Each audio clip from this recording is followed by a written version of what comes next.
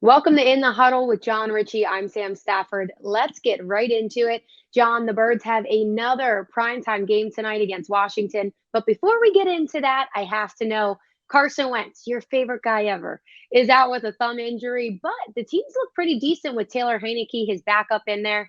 How do you feel about Carson Wentz in this spot? Does he ever get his starting position back?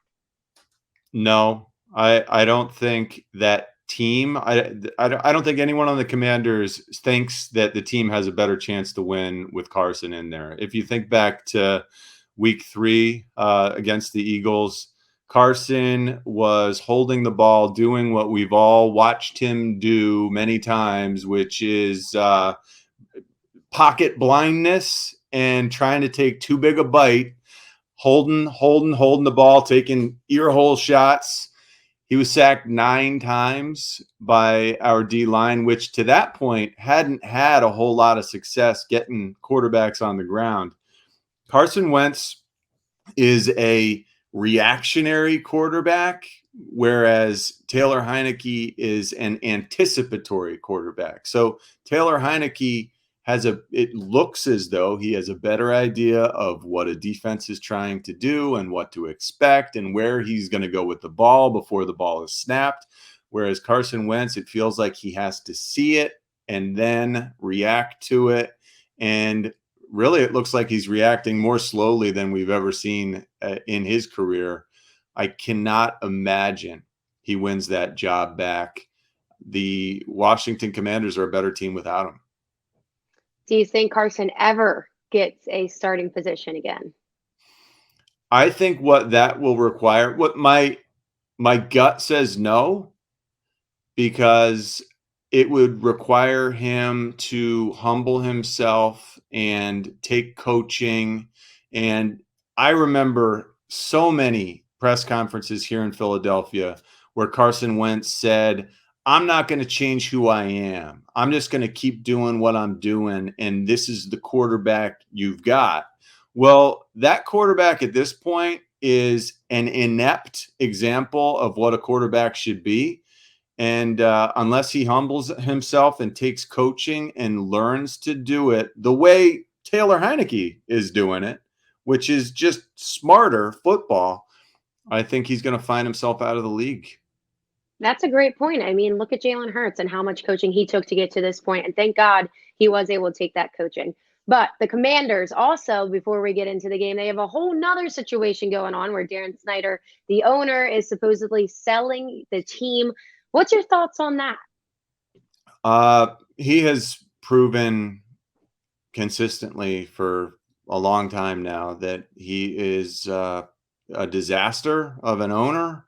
It's great for us as Eagles fans that they have this dead weight hanging around their ankle, dragging them down year after year. That's Dan Snyder.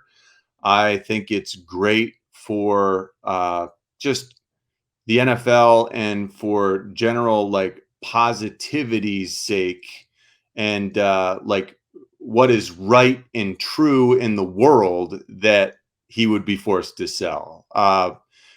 But again, it's not the greatest thing for the Eagles because I think that the Washington Commanders will be a better team with better ownership. But I am not a Dan Snyder fan, and I can't imagine anyone in the world is. Yeah, that stadium's just falling apart at this point. But So finally, looking at the game tonight, what's your thoughts on this Monday Night Football matchup? I I don't want to say I expect to win because I think that slights what it takes, the time invested. This coaching staff has put 10 days into preparing for this game, and to assume a win, I think, is foolhardy. But we are a much better team on paper than the Washington Commanders.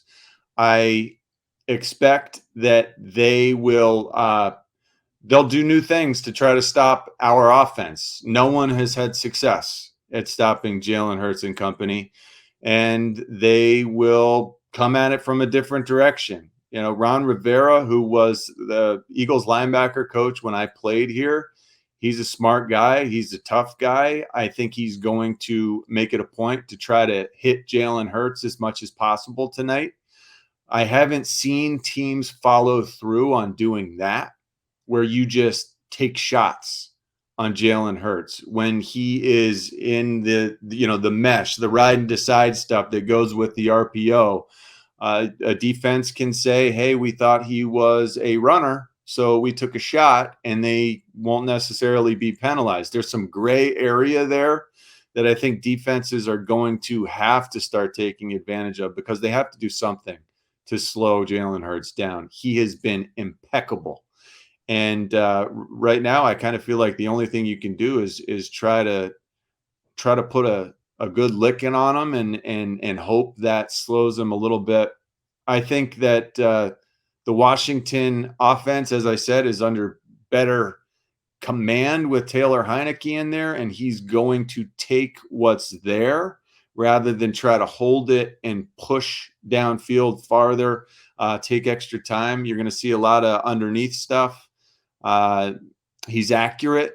He does a nice job, and I think that team is rallying around him because they like him more than they like Carson Wentz. I don't know that for a fact, but it just seems like they've really responded to Taylor Heineke. And the last time we played them, they didn't have Brian Robinson. Brian Robinson is a pretty good running back. You know, he had the unfortunate situation where he was shot, so he wasn't available the first time we played them. But they're going to hand the ball off to him a lot. Antonio Gibson, the back who was starting for them the last time we played, they're going to incorporate him into the passing game.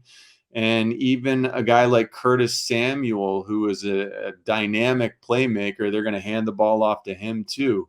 If I were the Redskins, I would try to run the ball on this Eagles defense, because I guess that's what you can say is our weakest point. We're giving up the third most yards per carry in the NFL, but at this stage of the season, we've also been run on the fewest amount of times of any team in the NFL.